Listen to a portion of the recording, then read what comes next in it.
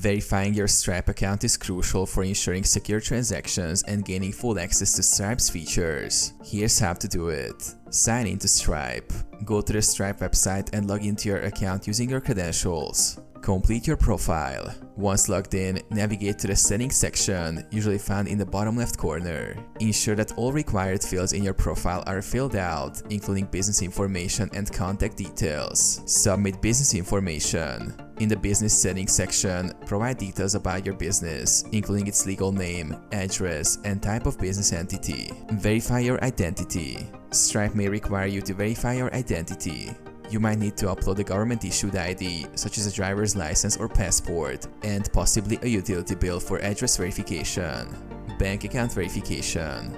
Link your bank account by providing your bank details. Stripe may send small test deposits to your account for verification. Wait for confirmation. After submitting the required documents and information, wait for Stripe to review and confirm your account. This process usually takes a few minutes to a couple of days.